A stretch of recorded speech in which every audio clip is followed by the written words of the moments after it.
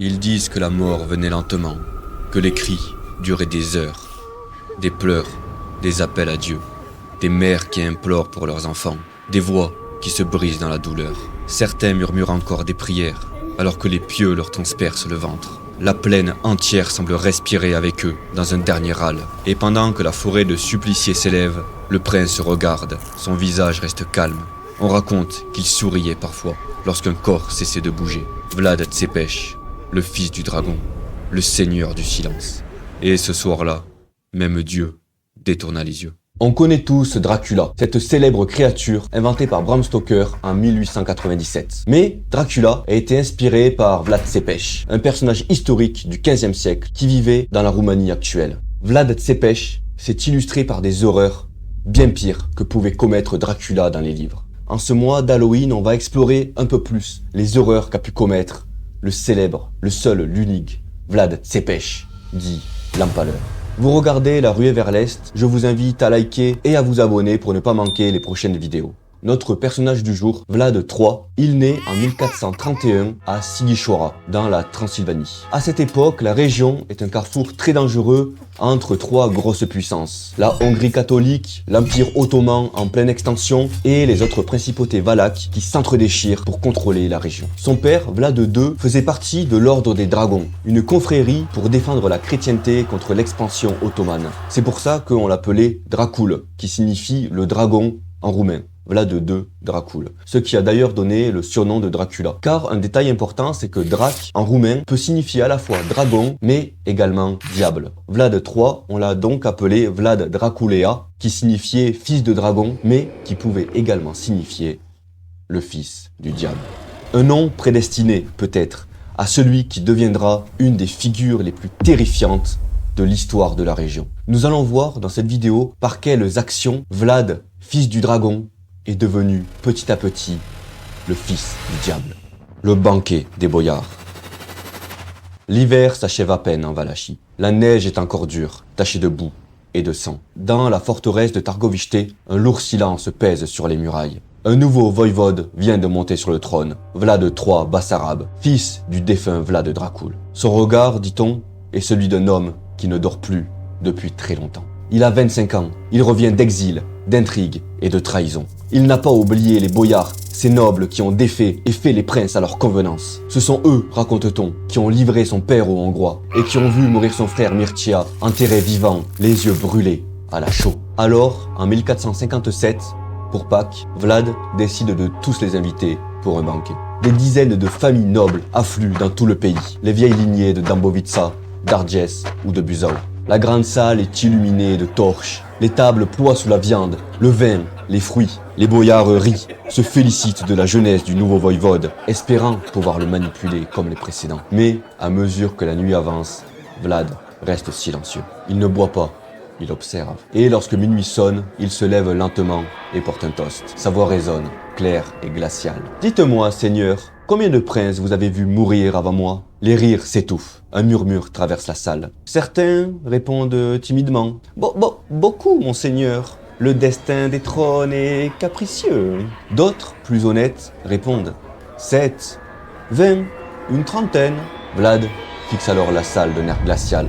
Et ces mots tombent comme une sentence. Trop de princes, en effet, et trop de traîtres à leur table. Les portes claquent, les gardes surgissent, les torches s'éteignent une à une, ne laissant qu'une lumière rougeâtre vaciller sur le visage des hommes terrifiés. Selon certaines chroniques, le prince fit saisir les vieux boyards et les fit empaler directement à la sortie du banquet. Les témoins parlent de 100, peut-être même 200 nobles empalés autour du palais. Les cris résonneront jusqu'à l'aube, mêlés aux hurlements des chevaux affolés. Au petit matin, Vlad contemple les pieux, dressés comme une forêt, et il dira « Ainsi est la justice des voïvodes ». Les survivants, les jeunes fils de ces familles, sont enchaînés, contraints de gravir les montagnes d'Arges, pour y bâtir, pierre après pierre, la citadelle de Poenari. Beaucoup meurent sur les pentes, les doigts gelés, le dos brisé.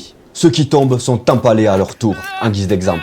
C'est ainsi que commence le règne de Vlad III, non par la couronne, mais par le pieu. D'ailleurs, on l'appelle tout le temps Vlad Tsepech. Tsepech signifie purement et simplement l'empaleur. Peut-être que c'est au cours de cette nuit que ce surnom lui est donné. La punition de Brashov.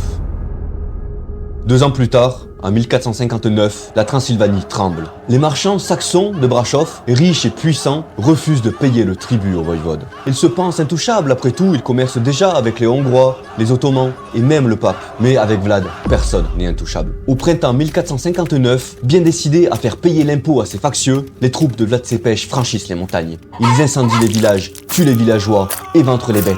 Les chroniqueurs allemands racontent qu'il aurait fait empaler les femmes et les enfants en spirale autour de la ville, en guise d'avertissement. Face à ces menaces terrifiantes, les marchands sont bien obligés de capituler. Mais cela ne va pas calmer le fils du dragon. Il ordonne que les coupables soient empalés devant leur propre maison. Des familles entières, femmes et enfants, peut-être même animaux de compagnie, sont empalés devant les maisons.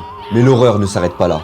Vlad décide de faire dresser une longue table au milieu de ce champ de mort et d'y faire un véritable festin. Selon certaines chroniques, le voïvode a pris son repas en regardant les suppliciés de Ner Goguenard, allant même jusqu'à se laver les mains dans leur sang. Les cris des victimes ne s'éteindront qu'à l'aube. Les corbeaux descendront du ciel pour picorer les orbites des morts. Et Brasov, jadis florissante, n'est plus qu'une ville de cendres et de pieux. La solution à la faim dans le monde. Le vent d'hiver s'engouffre dans les ruelles sombres de Targovishte. Les pauvres grelottent près des portes, mendiant un morceau de pain ou une soupe chaude. Mais avec le vent, une rumeur circule. Le prince de Valachie prépare un grand festin. Un messager parcourt la ville en hurlant « Le prince invite tous ceux qui ont faim à venir manger à sa table. Personne ne manquera de rien. » Le soir venu, des centaines de miséreux affluent au palais. Vieillards, estropiés, orphelins, tous se pressent à la table du château. Dans la grande salle, c'est le paradis. Du pain chaud, de la viande, du vin en abondance. Certaines n'ayant pas mangé de repas chaud depuis des années pleurent de joie, remerciant Dieu et le prince. Vlad entre enfin dans la salle du banquet, vêtu d'un long manteau rouge sombre. Il sourit, avec un sourire de glace. « Mangez, mangez mes enfants. Ce soir, vous serez rassasiés. Et demain, vous n'aurez plus faim. Jamais. » Lorsque le repas touche à sa fin, soudainement, les portes se ferment, les gardes renversent les torches et le feu jaillit. Les cris éclatent, les corps s'enflamment, la salle devient un brasier vivant. Depuis son balcon, Vlad contemple la scène, impassible. Le crépitement des bois se mêle aux hurlements. Il observait les flammes comme on observe une messe. Le lendemain, il déclarera en riant « J'ai purifié mon royaume. Il n'y a plus de mendiants ni de voleurs. Ces hommes vivent de la sueur des autres. Ils sont inutiles à l'humanité. » En brûlant ses victimes, le fils du dragon a mérité son nom. Le chaudron de mort. Parmi les horribles récits qui ont traversé les âges pour arriver jusqu'à nos oreilles, il en est un d'un châtiment que aucun enfer n'aurait pu imaginer. Dans le château de Targovishte, Vlad Tepes possédait un immense chaudron en cuivre, recouvert d'un lourd couvercle de bois. En son centre, un trou assez large pour laisser passer une tête humaine. On y faisait évidemment chauffer l'eau et lorsqu'elle commençait à frémir, on y mettait un supplicié tête à l'envers dans le chaudron. Vlad Tepes prenait un malin plaisir à regarder le corps se débattre avant de devenir flasque et retomber sans vie, les pieds écorchés. Un autre châtiment favori du voïvode réservé aux prisonniers turcs surpassait encore l'imagination. On attachait la victime nue, jambes écartées, et on commençait à écorcher petit à petit la plante des pieds, afin de laisser la chair à vif. Puis, dans une cruauté presque rituelle, on enduisait la plaie des victimes avec du sel. À ce moment-là, on faisait venir des chèvres, qui léchaient de leur langue râpeuse les victimes. Elles léchaient si longuement que l'os, petit à petit, commençait à apparaître. La mort venait lentement, souvent après des heures, dans ce supplice mi-animal, mi-démoniaque. Pour continuer sur les supplices qui ont été infligés aux Turcs, un autre épisode est réellement glaçant. Un jour, une délégation turque a été reçue à Targovishte. Les ambassadeurs, par respect pour leurs coutumes, ont refusé d'enlever leur turban devant le voïvode. Vlad leur demanda calmement s'ils gardaient toujours leur turban sur la tête, ce à quoi les ambassadeurs répondront « Toujours !» Avec un petit sourire, le prince répondra qu'on s'assure qu'il ne l'oublie jamais. Alors, les ambassadeurs furent saisis et les soldats clouèrent leur turban directement sur leur crâne. Ainsi, Vlad III Dracula rendit hommage à la fidélité de leur coutume. La coupe d'or de Targovishte. Pour illustrer la terreur qu'inspirait Vlad Tepes, l'exemple de la coupe d'or de Targovishte est vraiment parlant. En effet, un jour, alors qu'il avait très soif, il alla à la fontaine de Targovishte avec une coupe d'or. Il but l'eau et eut une merveilleuse idée. Il laissa la coupe en or au milieu de la fontaine en déclarant que si cette coupe venait à disparaître, toute la ville allait être empalée sur le champ. Évidemment, personne n'osa toucher la coupe. Même après sa mort, la coupe est restée là pendant de longues années. Peut-être même y est-elle encore. La forêt des empalés. 1462, les tambours ottomans résonnent dans les vallées. Le sultan Mehmed II conquérant de Constantinople, marche vers la Valachie avec une armée de plus de 90 000 hommes. Face à lui, Vlad Tepes, le fils du dragon, n'a plus qu'une poignée de soldats, épuisés par l'hiver et par les guerres. Lorsque l'armée de Mehmed franchit le Danube, Vlad Tepes ordonne la terre brûlée. Les villages sont incendiés, les puits empoisonnés, les bêtes abattues. Il massacre les habitants, pas pour les punir, non, mais plutôt pour servir d'avertissement. Après une longue marche, quand les 90 000 soldats arrivent à Targovishte, ils découvrent l'horreur, l'indicible, l'impensable. Sur plus de 3 km, s'étend une forêt de cadavres empalés, alignés avec une précision géométrique. Les chroniques parlent de plus de 20 000 corps. Vlad Tepes était revenu à ses vieilles habitudes. Il avait empalé plus de 23 000 prisonniers ainsi que leurs familles, les exposant sur les routes de ses ennemis. Les nourrissons, encore dans les bras de leur mère, se trouvaient sur les pieux. La puanteur était telle que certains soldats vomissaient. Même le sultan, Mehmed II, recule devant ce spectacle. « Nous ne pouvons combattre un homme qui fait de la mort sa compagne », dit-il avant de battre en retraite. Dans cette vallée de la mort, un chroniqueur rapportera avoir vu Vlad manger tranquillement au milieu des empalés, avec un calme légendaire, mangeant du pain, buvant du vin, regardant même les corbeaux picorer les yeux des morts. Lorsque la nuit tombe, les flammes des torches projettent sur les collines les ombres des corps oscillant dans le vent. Jamais on ne vit l'enfer si proche du monde des vivants. Les Turcs vont quand même remporter la victoire et Vlad Tepes va perdre le trône. Il essaiera de chercher refuge en Hongrie, mais il sera emprisonné pendant 12 longues années. En 1476, Matthias Corvin le libère afin qu'il aille récupérer le trône de Valachie. Il y parviendra avec le soutien des Hongrois et des Transylviens. Mais le destin a d'autres plans pour lui. La mort du dragon. Quelques mois plus tard, près du village de Snagov, il tombe dans une embuscade.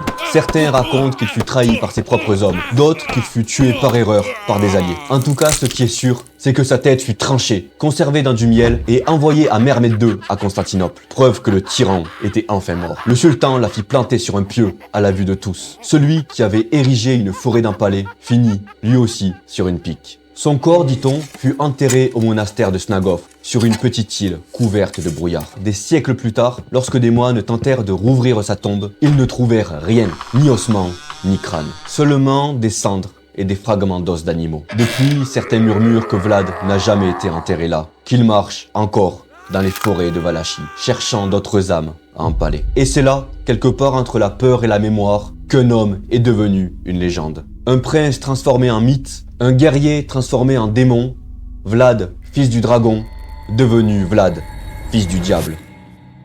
Et voilà, j'espère que cette vidéo horrifique vous a plu. Moi, ça m'a vraiment plu de la faire. C'était vraiment intéressant de savoir un peu plus les mythes qui entouraient ce personnage. Évidemment, toutes ces histoires sont à nuancer. Le Moyen-Âge était une période extrêmement violente. Vlad Tepes était peut-être un peu plus violent que les autres, mais peut-être pas tant que ça. Il serait sûrement resté une petite anecdote historique sans le récit de Bram Stoker. Et donc voilà, j'espère que ça vous a plu. Évidemment, je vous invite à me le faire savoir en commentaire, à liker, à commenter, et surtout à vous abonner si ça vous a plu, ça c'est très important.